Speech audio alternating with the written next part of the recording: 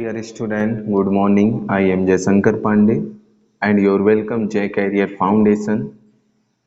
Poetry class 10th lesson The Psalm of Life यानी जीवन के गीत written by W.H. Longfellow यानी पोएट आपके हैं W.H.W. Longfellow। इस लेसन में कवि आपका जीवन के सुख दुख, जीवन के लक्ष्य, कर्तव्य, जीवन की स्थिरता, व्यापकता के बारे में हम लोग को बताता है। तो आइए समय न बर्बाद करते हुए इस लेसन के the central idea of the poem पर चलते हैं।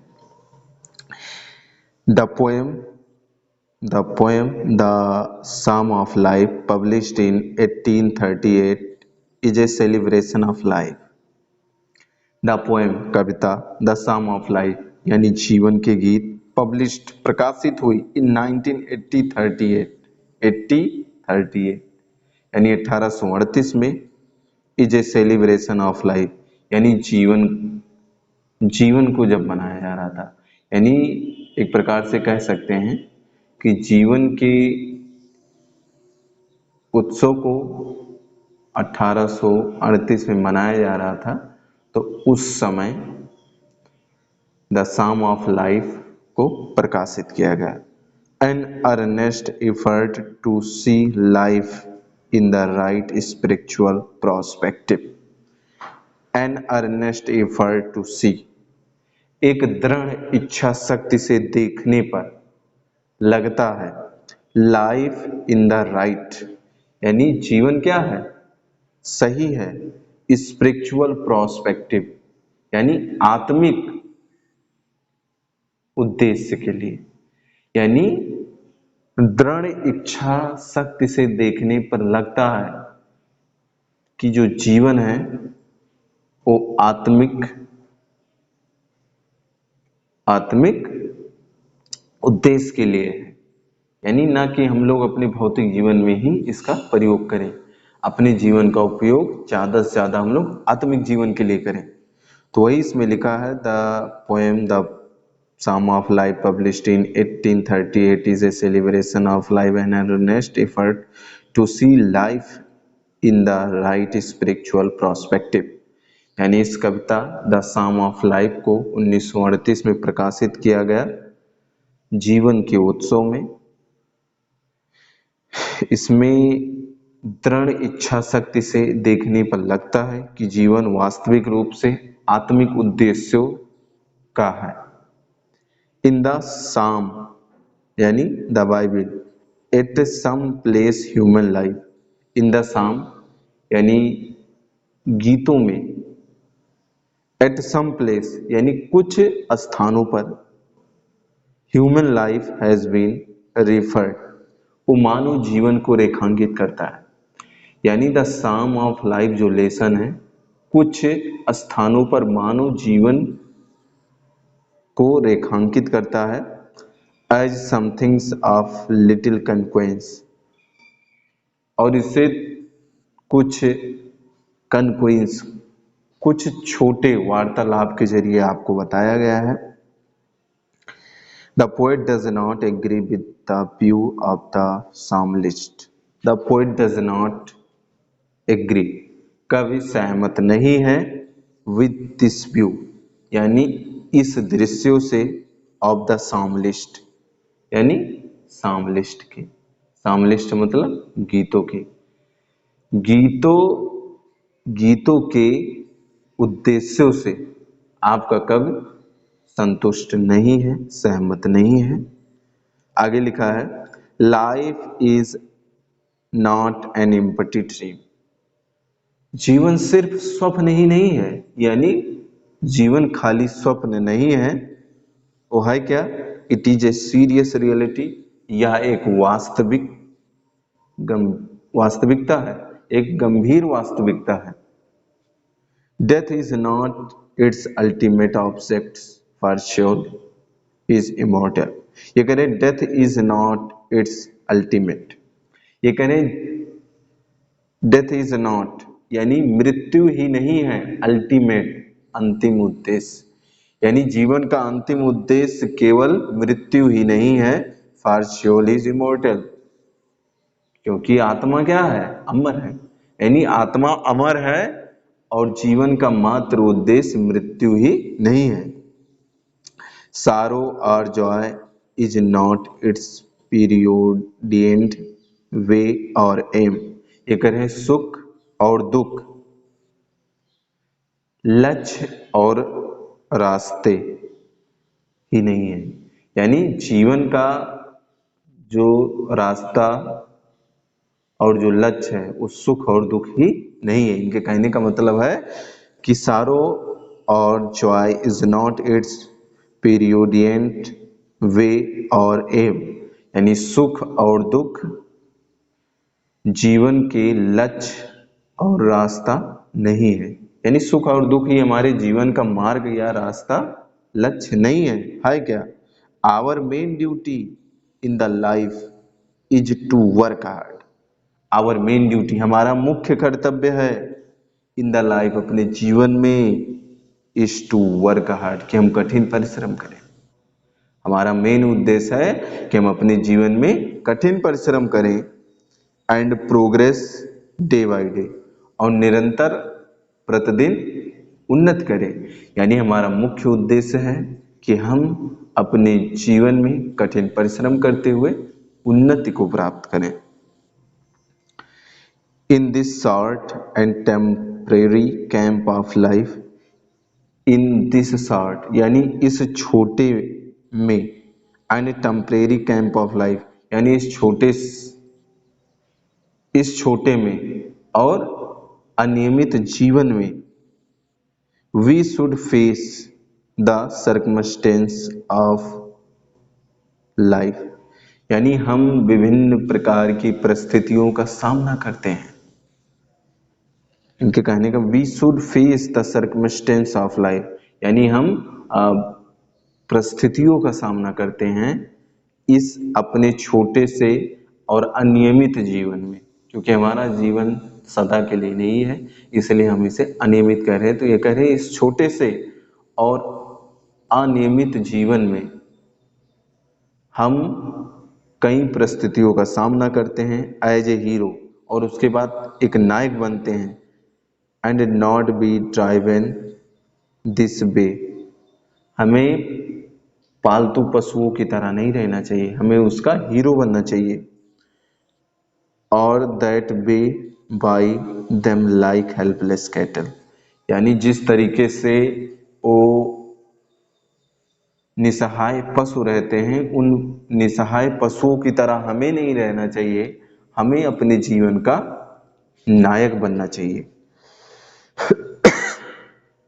We should give up idols and start working hard to achieve success after success. We should give up idleness. हमें आलस्य को त्यागना चाहिए and start working hard to achieve, और हमें देखिए start working hard to achieve success for after success, और हमें कठिन परिश्रम शुरू करना चाहिए सफलता के बाद सफलता प्राप्त करने के लिए। यानी सफलताओं को प्राप्त करने के लिए हमें कठिन परिश्रम करना चाहिए। We should learn to labour hard, हमें कठिन परिश्रम को याद रखना चाहिए and wait for the result, और उसके परिणाम की प्रतीक्षा करनी चाहिए। तो ये था आपका central idea of the poem. अब हम लोग चलेंगे लेसन पर। Stanza number first.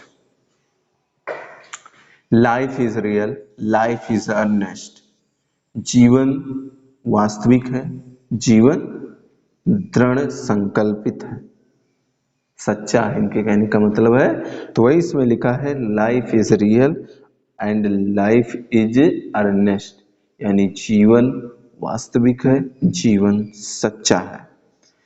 And the grave is not its goal, and the grave मतलब कब्र यानी मृत्यु, और मृत्यु ही जीवन का लक्ष्य नहीं है। डस्ट दो आर्ड टू डस्ट रिटर्नेस्ट, यानी हमारा जो शरीर है, इनके कहने आपका कब हम लोग को संबोधित कर रहा कि तुम मिट्टी से बने हो और मिट्टी में ही मिल जाओगे। Is not spoken of the soul, ये आत्मा के लिए नहीं कहा गया है। यानी पहले स्टेंजा में आपका कवि कहता है कि life is real, life is earnest, यानी जीवन वास्तविक है, जीवन सच्चा है। And the grave is not its goal, और जीवन का लक्ष्य मृत्यु नहीं है। डस्ट दो आर टू डस्ट रिटर्नेस्ट, तुम मिट्टी से बने हो और मिट्टी में मिल जाओगे। Is not spoken of the soul, ये आत्मा के लिए नहीं कहा गया। अब अगले स्टेंजा में नॉट इंजॉयमेंट एंड नॉट सारो, न दुख में न सुख में, ये कह रहे हैं न दुख में और न सुख में। इज आवर डिस्टेंट इन और वे,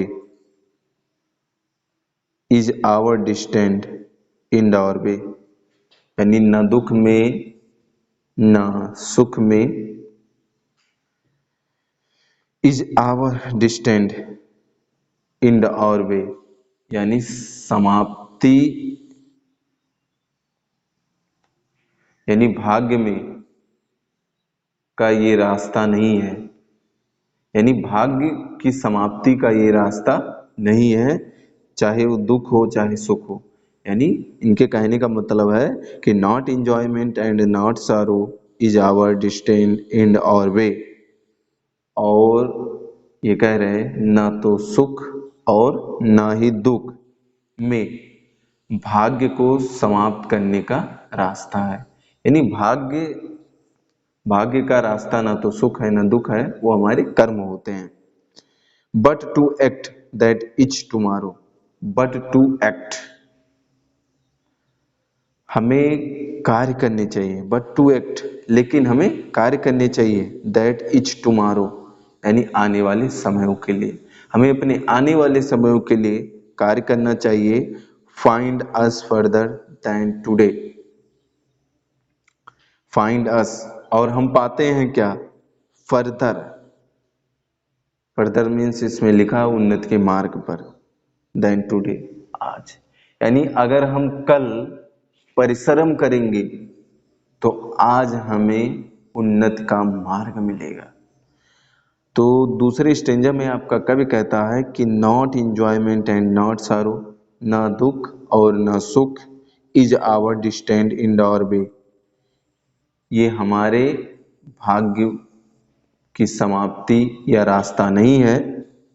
but to act that is tomorrow, लेकिन हमें कल के लिए परिश्रम करना चाहिए, कार्य करनी चाहिए। Find us further than today, ताकि आज हम उन्नति के मार्ग को प्राप्त कर सकें। Third stanza,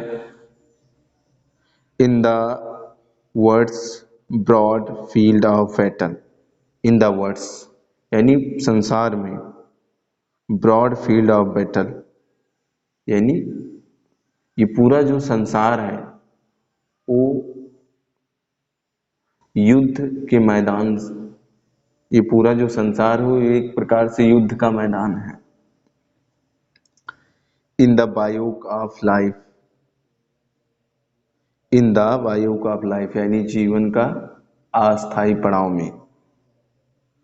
we not like dumb, हमें गूंगा नहीं रहना चाहिए। ड्राइवन कैटल, यानी पशुओं की तरह।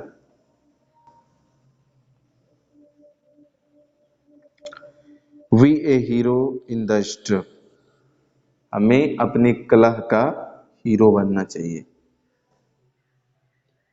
तो वही इसमें लिखा है, in the words broad field of battle, ये पूरा संसार एक युद्ध की तरह है, युद्ध के मैदान की तरह है।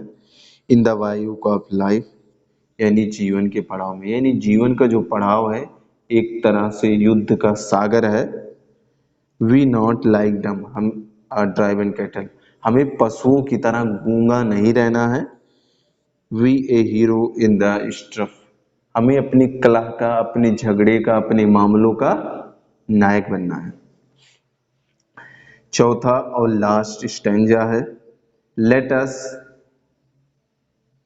हमें, then be up and doing, यानी अब हमें उठना चाहिए और करना चाहिए।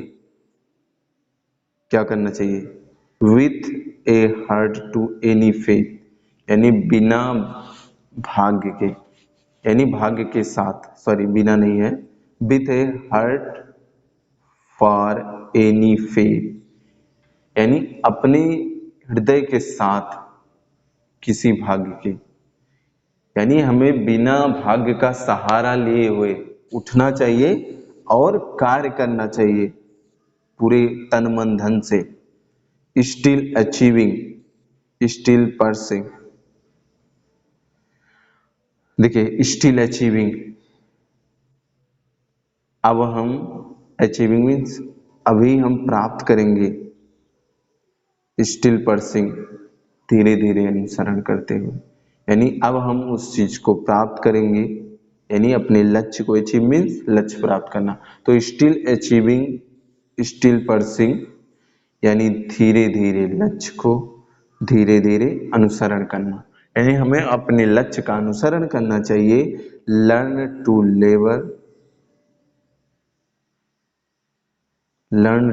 Labour and wait for result, हमें कठिन परिश्रम करना चाहिए और अपने परिणाम की प्रतीक्षा करनी चाहिए। तो लास्ट स्टेंजा में आपका कवि कह रहा है कि let us then we up and doing, हमें उठना चाहिए और कार्य करना चाहिए, with a heart for any faith, यानी बिना भाग्य का सहारा लिए हुए पूरे दिल से, यानी हमें अपने दिल से उठना चाहिए और कार्य करना चाहिए बिना भाग्य के। स्टिल अचीविंग स्टिल परसिंग, हमें धीरे धीरे अपने लक्ष्य का अनुसरण करना चाहिए। Learn to labour and to wait, हमें कठिन परिश्रम करते रहना चाहिए और अपने परिणाम की प्रतीक्षा करनी चाहिए। तो इस लेसन में आपका कवि आपसे कहना चाहता है कि जीवन एक प्रकार से सच्चा और वास्तविक है, इसका लक्ष्य मृत्यु नहीं है, और क्योंकि आपको पता है कि हमारा शरीर मिट्टी का बना है और एक दिन हमें मिट्टी में मिलना है, ये आत्मा के लिए नहीं कहा गया है, चाहे सुख हो या दुख हो, ये उसके जीवन का अंत नहीं है। हमें कल के लिए परिश्रम करना चाहिए, जिससे हम आज उन्नति के मार्ग को प्राप्त करते हैं। ये पूरा संसार युद्ध सागर है और ये हमारा जो लाइफ है वो अस्थाई है। हमें गूंगे पशुओं की तरह नहीं रहना है, हमें नायक की तरह अपनी कलह को दूर करना है, हमें उठना है, कठिन परिश्रम करना है, बिना भाग्य का सहारा लिए हुए धीरे धीरे हमें अपने लक्ष्य का अनुसरण करना है और कठिन परिश्रम करते हुए अपने परिणाम की प्रतीक्षा करना है। तो इस लेसन में कवि आपको ये संदेश देना चाहता है कि जीवन का जो वास्तविक लक्ष्य है वो स्पिरिचुअल लाइफ है, यानी आत्मिक लाइफ। हमें भौतिक लाइफ से उठकर अपने आत्मिक लाइफ की तरफ बढ़ना है और अपने जीवन को सशक्त और मजबूत बनाना है और हमेशा अपने जीवन के सफलताओं को प्राप्त करना है। तो इस लेसन में बस इतना ही। Thank you for watching this video and I request to play for like, comment and share, and sharing for this video of your friend. Thank you for watching and the next video to meet again. Thank you.